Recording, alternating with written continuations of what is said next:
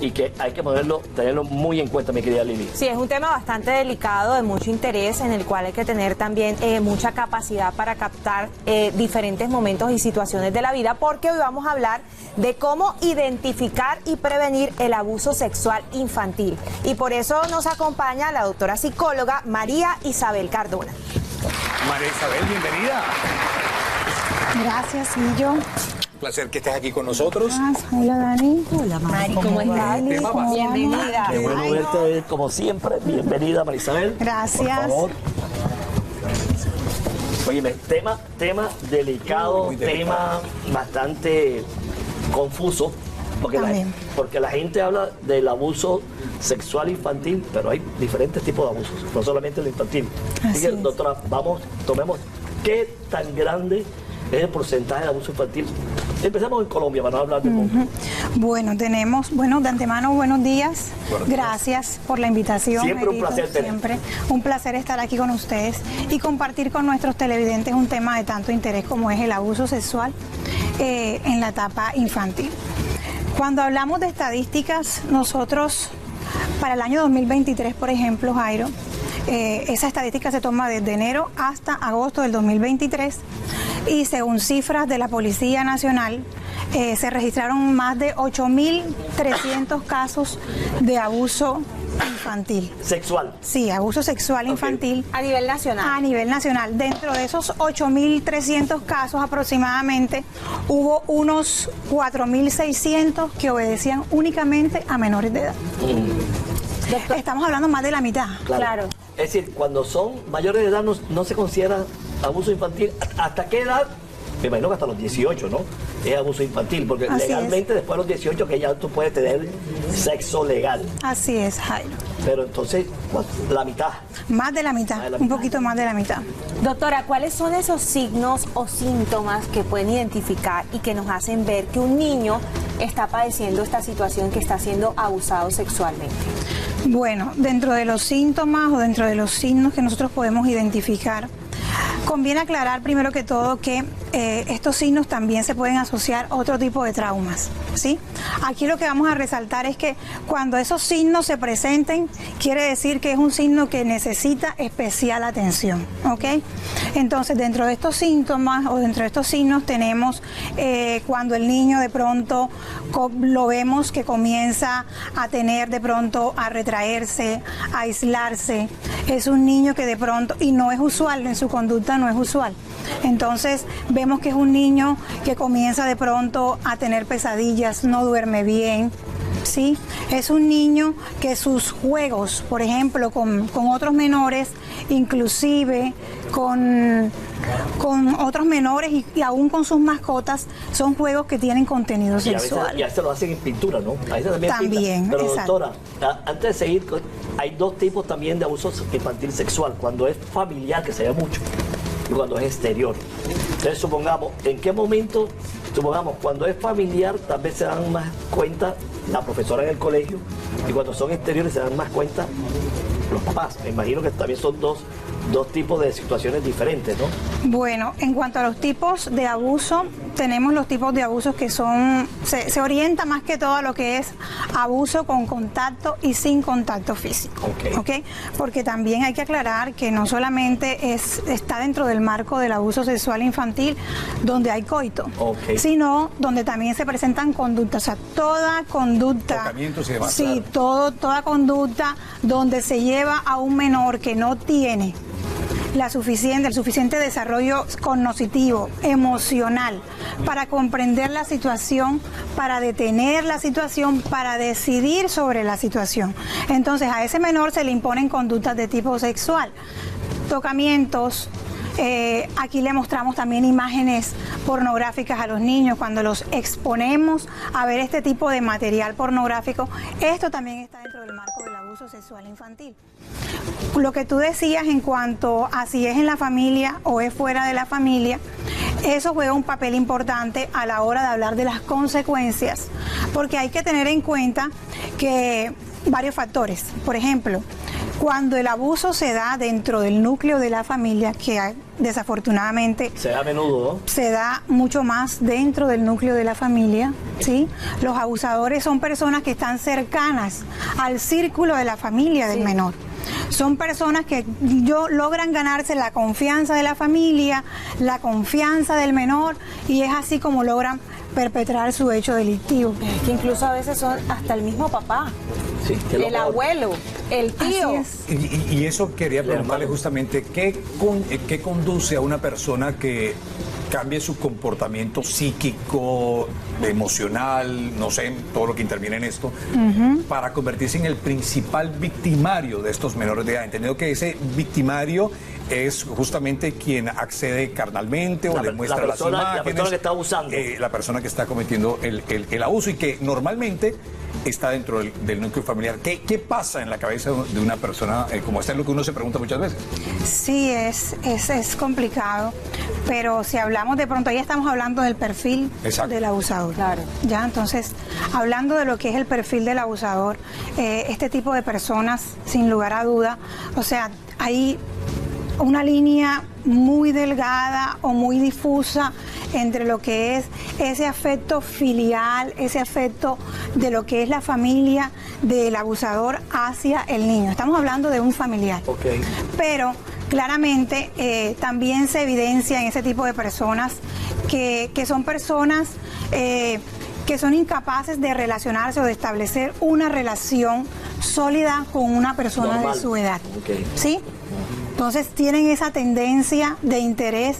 Su objeto de deseo son menores. Son niños indefensos, porque en el fondo son personas que siempre quieren llevar el control. Y claramente con un menor esto lo van a conseguir. ¿Y cuántos casos de esas personas que abusan a los menores fueron abusadas cuando eran menores? Ah, buena pregunta. Sí, Lili. Daniela Bechara, Daniela Donado. Lo siento, No importa, Daniela. yo les cambio el nombre todo el Sí, tiempo, bueno, todos los días. gracias, Jairo. Un halago, no te preocupes. Dani, bueno, en este caso hay muchos casos que se registran de esas personas que son abusadas en su niñez, que tienden a repetir Claro. esas conductas con otros en su adultez. Eso se ve muy a menudo, pero no es algo que sea así, que tenga que darse. No es un patrón que si tú eres abusado No necesariamente. en tu niñez, entonces cuando seas adulto vas a ser un abusador. No. Pero sí hay casos donde se da. Hay tres factores, doctora, que pues yo tengo muchas personas psicólogas al lado mío. Hay tres factores con los que yo no sé, con los que yo no estoy de acuerdo. Es que los niños se bañen desnudos con sus padres, que pasa mucho. Muchos papás meten a los hijos a bañarse desnudos. Ay, bebé, pero es que eso es normal, malo es el que tenga la mente bien. No. Eso es una opinión mía. O los papás que besan en la boca a los hijos. Son cosas que yo no estoy de acuerdo. Yo, Pero ¿cómo hasta qué edad? hasta ninguna. Eso de besar peladitos, bebecitos en la boquita, eso para mí. No, yo no estoy diciendo que sea malo. Como también hay una cosa que yo siempre he estado en contra, mi doctora, que es las famosas pijamas parties. Tú dejas una hija tuya, tú conoces a la niña, conoces a los padres, hay pijamas party en la casa de la amiguita, de repente llega el amiguito, el hermanito con los amiguitos, y ahí cuando vienen los problemas. Porque tal vez tú conoces al papá, a la mamá y a la amiguita, pero tú no sabes quién más llega a esa casa. Entonces yo siempre he estado en contra también de esas famosas pijamas party. Son tres temas que te dejo a ti y tú que eres la experta, contame. Bueno, Jairo, tú has mencionado tres temas que se consideran factores de riesgo para, sí, claro. para que se dé esta conducta abusiva. La tentación, ¿no? Dentro de los factores de riesgo, por mencionar algunos, hablamos de esa estructura familiar. Entonces, en esos factores de riesgo hablamos de cómo está constituida esa estructura familiar. Familias multiparentales, familias monoparentales o familias que han sido reestructuradas, ¿verdad? Se da cuando de pronto el padre o la madre está ausente y esa persona que queda busca otro cónyuge, otra persona con quien establecer una relación. Ahí, evidentemente, hay factores de riesgo que están presentes. No en todos los casos, Claro. pero sí se da. Cuando la familia es monoparental, entonces la mamá se va a trabajar, ¿verdad? Y deja a ese pequeño, porque debe irse a laborar, deja a ese pequeño al cuidado de personas que no tienen el perfil, que no están aptas para el cuidado de menores. Así es. Entonces, ahí en esas situaciones, el riesgo es de que los niños están expuestos a ser abusados por familiares o allegados de esas personas que están cuidando del pequeño. Ni siquiera es de la persona que cuida como tal. Y también, doctora, a veces también pueden ser personas que nunca han tenido en su cabeza, y de pronto la tentación también llega, porque yo no creo que no siempre es que la persona es maquiavélica y está pensando que dejen al niño o la niña. Yo creo que tiene que tener un problema. Tiene que tener un problema. Ya vamos a escuchar. Pero Claro, el problema tiene que estar porque tú de la noche a la mañana, porque los comportamientos se van acentuando. Es decir, ya tuvo que tener experiencia. Pero es bueno no dar papaya. Yo no sé. No, pero el cuidado hay que tenerlo. Claro. Por eso es que existen factores de riesgo. Claro. Porque esos factores de riesgo nos llevan a nosotros a de alguna manera identificarlos y poder abordarlos. ¿Para qué? Para minimizarlos. Porque cabe aclarar, el riesgo no lo vamos a eliminar. Claro. El riesgo siempre Está va ahí. a existir. Claro, doctora, y el problema tiene que existir, porque ¿qué tentación se puede sentir por un niño? Eso es El una abusador patología. tiene que tener una sí, patología. Exactamente, y eso va escalando. Sí, Siempre, verdad, siempre va escalando. Ahora, hay algo que sí quiero que me ayude a abordar. Y es, uno, ¿por qué minimizamos cuando los niños señalan? Los niños señalan. El niño te va a decir, en algún momento, Claro. va a decir, mira que fulanito me está haciendo un tocamiento o esta cosa. Uno, ¿por qué se minimiza? Y la otra, ¿por qué se permite que se siga presentando las conductas a sabiendas de? Porque hay familias que saben perfectamente lo que están pasando y se hacen los de la vista gorda, algo que, si bien nosotros no lo entendemos, pero estamos hablando justamente o aquí cuando para poder entender. evaden esas personas que lo han cuidado anteriormente, que ya no quieren que lo cuiden más, y en vez que están señalándolo de una forma indirecta. Y yo le iba a agregar eso a lo que está diciendo Guillo, porque casualmente reciente vi una noticia de una mamá el cual el niño ya se decide hablar, a contar que ha sido abusado, y por qué no le creen al niño, o sea, por qué prefiere creerle a su pareja, que es el padrastro del niño, pasa muchísimo, en vez de apoyar a su hijo que está contando, que debe ser difícil lo que está viviendo, y aún más difícil expresarse, hablar y contarlo. Eso por la traga maluca, doctora. Bueno, ahí tenemos un perfil de madres que son mujeres muy sumisas, Pasa mucho. mujeres que el factor económico, ese factor socioeconómico de dependencia como tal de tu pareja, ¿ya? Y entonces prefieren callar para no poner en riesgo la estabilidad, ¿verdad? La estabilidad de la relación y ese factor económico del cual están dependiendo, porque de alguna manera en ese tipo de casos particularmente, esa figura abusiva, si estamos hablando de un padrastro, esa figura abusiva ejerce autoridad, ¿verdad?, sobre la madre, sobre los niños que están ahí a su cargo. Entonces es autoridad, es agresividad, es maltrato. Entonces, claramente, esa persona que tiene ese perfil, esa madre que tiene ese perfil sumiso, dependiente, va a callar. Sí, aquí hay dos dependencias. Y es lamentable. Hay dos dependencias, la sentimental y la económica. Y la Sí, económica. claro, y la otra cosa, como bien decía Lili, y yo también contaba, minimizarte. ¿Por qué restarle importancia?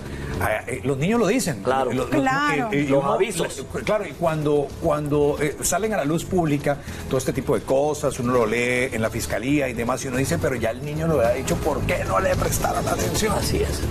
No, y de todas maneras, Guillo, eso que tú mencionas también tiene un impacto fuerte para la recuperación del menor. ¿Por qué? Porque cuando un niño cuenta sobre el abuso o un adolescente cuenta sobre el abuso, lo que espera recibir de su familia o de esa persona a quien él está contando Claro. es el apoyo. Y no lo tiene. Y no lo tiene. Entonces eso genera un impacto muy negativo para la restitución y para la sanidad emocional de esa persona que ha sido abusada. Y la otra cosa, ¿por qué se normaliza ese tipo de conductas que a veces termina pasando de una familia a otra? Cosa que yo no entiendo cómo logra socialmente esto generar una... No sé qué pasa. Una conducta ya repetitiva. También Sí. hay que ver el medio en el que se desarrolla, porque mira, en el servicio yo escucho mucho los casos, por lo menos yo tengo varios meses sin poder ir al servicio que yo hago los sábados con mi comunidad, pero sí escucho bastante cómo es cómo los niños están súper sexualizados y para las mamás es normal. Cómo existen muchos de estos comedores en los que los niños terminan encontrando un espacio de salvación porque las mamás lo ven normal, así como lo drogan para ir a pedir plata, así como hacen todas esas cosas, lo hacen exactamente a través de la sexualización. Entonces también es muy difícil en el medio en donde pasan esas cosas, que a veces lo vemos como que, oye, pero la mamá, ¿por qué no le crees que cuántas veces a la mamá no le importa? Dani, además agrega hoy día las letras de las canciones, que son tan explícitas. Y yo el otro día estuve en un jardín infantil donde estaban los niños bailando una canción con unas letras explícitas. Sexuales. Exacto, que tal vez ellos no la están asimilando, Bebé, pero en las el están baile, haciendo. en el baile. Claro. Hace como 14 años, creo que más, hace como 20 años, yo me acuerdo que fui a Punta Faro a tomarme una foto para en esa época lo que era el vivero. Y entonces, tú sabes que Punta Faro está lejos y al frente hay una isla que supuestamente es la isla en Colombia que más La más personas pequeña tiene, del mundo, la más poblada. Pero la más poblada y la más hambrienta, o sea, tiene unas condiciones difíciles. Y yo me acuerdo que nos invitaron a que fuéramos a conocer la isla y a mí me tocó ver a esos niñitos, una pulga de 4 o 5 años, los viera bailando champeta. O sea, al pase de la camita a mí me quedan pañales. Entonces, que te están enseñando. Y además las redes sociales, toda la forma. Sí, pero hay algo la importante ahora información que ustedes hay están está hablando de abierta. esto y es una reflexión para todos. No, todos y cada uno de nosotros somos replicadores de esos contenidos. No podemos normalizar lo que decimos, no podemos normalizar el compartir un contenido que no es apropiado, decir lo que no es apropiado en presencia de los menores porque estamos generando una normalización de un problema. De un tema. Por eso yo estoy en contra de todas esas letras que no aportan nada y que cantan pura basura. Así es, eso que decía que mencionaba Jairo, o sea, se constituye también en un factor que nosotros podemos usar para la prevención del abuso sexual infantil. Cuando nosotros tenemos conductas hacia el niño de pronto donde lo besamos en la boca a determinada edad, ¿qué hacemos con eso? Que estamos haciendo que el niño se familiarice con ese tipo de conductas, ¿verdad? Y entonces cuando venga una persona extraña y vaya a hacer lo mismo, para él va a ser normal, porque mami lo hace, porque mi papá lo hace, porque ya. Entonces, ese tipo de cosas debemos evitar también, exponer los niños, estar pendiente cuando estamos viendo una serie, una película, qué contenido es el que tiene esa serie y que los niños estén alrededor. O sea, realmente la información está pero hoy día está a más pedir de está más abierta la información. Tú antes no veías en horas normales ciertas escenas sexuales que hoy día tú pones una película a cualquier hora y a cualquier hora están haciendo. Pues Entonces, si no, también mira, Karol G no le tocó regañar a una mamá por dejarle escuchar sus canciones a una niña, pero ¿qué pretende? Sí, pero el otro día también criticaban a Karol G también, porque de pronto ella ahora HP, en todos los conciertos, a estas alturas de la vida, ella no tiene necesidad de estar gritando HP en un concierto. Yo la adoro. Además que ella la siguen es mi muchos amiga. niños. Que, oye, mucha gente le ha criticado el dueto con Bocelli, by the way. Pusieron, Maía hizo un dueto con un tenor y la gente le puso de que esto sí es... Sí, pero volviendo a lo nuestro, es importante que no normalicemos ese tipo de situaciones, que si vas a compartir información, ojo, tú eres parte de la solución. Claro. O sea, todos estamos esperando que caiga una solución divina. No. Todos Como sociedad, todos tenemos que actuar y nuestras pequeñas acciones son las que marcan la diferencia. Tú, en un templo de sabiduría, hoy vas a empezar a cercenar el compartir ese tipo de informaciones, de ir cortándole alas a esas cosas que sabemos que activan comportamientos en otras personas. Pero Guillo, aquí viene el caso, perdón, cuando muchos padres, para estate quieto, le están dando los celulares a los niños. Por eso es un Eso llamado se ve para en todos. todos lados y es lo que hacen para que el peladito se quede Entonces, quieto. ¿qué pasa? Es una forma de estate quieto, pero ahí está toda la información también. Y doctora, tú sabes que esto, ¿cómo que dice Guillo? El factor tiempo siempre... El primer tirano de la televisión. El gran tirano de la televisión es el Lili, tiempo. tú tenías una Doctora, pregunta. sí, volviendo al tema que estamos tratando hoy, demasiado interesante, ¿qué papel juega la educación emocional en la prevención del abuso sexual? Bueno, nosotros acá en la educación emocional, nosotros enseñamos a nuestros niños, esto también tienen que hacerlo los padres, aparte de también enseñarle a ellos esas partes que son de su cuerpo, cuáles son esas partes íntimas que no todo el mundo debe ver. Nosotros también le enseñamos a ellos qué situaciones pueden generar en su cuerpecito molestia. Por ejemplo, a ti se te acercó alguien y tú le enseñas al niño cuándo puedes tú sentir temor, cuándo puedes sentir tu miedo hacia algo, y en el momento que tú sientas esa sensación debes hablarlo, o si puedes alejarte debes hacerlo. Pero si el niño no desconoce cuando su cuerpecito le da señales, él no va a poder Pero actuar. entonces siempre, doctora, lo importante es que los papás le vayan enseñando a los niños desde muy pequeños lo que es bueno, lo que es malo, hasta dónde Claro deben que llegar. sí, la educación hay que hacerla, Claro. y es enseñarle a él, bueno, tu cuerpo es así, Esto no se toca. esto es tu parte íntima, esto solamente lo manipula mamá o lo manipula papá en determinado momento, cuando de pronto tú estás enfermo, o el médico te puede examinar siempre y cuando esté mamá Claro. o papá ahí cerca, acuerdo. o un adulto cerca. Tu cuerpo es tu cuerpo, tú no debes permitir de que cuando otro llega y te diga, vamos a tomarte una foto así, eso no lo puedes permitir. Todo ese tipo de cosas hay que enseñar. Fíjate, Doc, que hay una aplicación que yo uso para un tema de masajes y la aplicación dice, lo primero que tú le tienes que decir a tu hijo es, te voy a tocar la espalda. Porque a veces nosotros, como somos padres, por más maldad que no tengamos, creemos que tenemos el derecho de 20 tocos, y a veces hay que empezar porque ellos aprendan a que hay que pedirles permiso para tocar. Así es, claro. A uno le enseña los límites, ahí enseñamos los límites, y entonces él aprende y también Pero respeta siempre, los doctora, límites. confianza y conversación entre padres e hijos. Claro, eso es fundamental, la confianza, porque si nosotros no establecemos esa confianza y esa comunicación, esa interacción, tiempo de calidad, porque estamos en casa, pero cada quien está en lo suyo. Pero qué valioso es que estemos en casa y podamos hacer ese contacto, podamos compartir las experiencias que vivimos, cómo te fue en el colegio, cómo te sentiste, qué vivencia tuviste hoy. Eso es sumamente importante. Doctora, muchas gracias. Siempre un placer Gracias, tenerte acá. doctora. Claro. Este es un tema que podríamos estar toda la Sí. mañana tocándolo aquí, pero siempre Así lo es. importante es ver las señales, señores. Sí. La Las prevención señales. del abuso sexual. Para terminar, aquellas personas que de pronto en su infancia han tenido una experiencia tan traumática como esta y hasta el momento no han podido solucionar o no han podido sanar, la asistencia psicológica es vital. Ahí está. Esa empresa que estamos representando hoy, Crecemos Asociados, psicología para todos, psicología individual, terapia de pareja, terapia de familia. Aquí estamos para ayudar. Así es, está la información de la doctora en cámara, señores, para que persona quiera comunicarse con ella también. Ahí está, doctora. Muchísimas gracias, Muchísimas señores. gracias. Muchísimas Gracias, Oye, doctora. contigo Entonces, sí se habla sabroso, claro. Sí, yo ahorita estaba pensando lo mismo que hablamos. Bueno, Se va el tiempo súper muchas volando. gracias. Nos vamos a una pequeña pausa, unos mensajes importantes y ya regresamos a ¡Nuestras mañanas!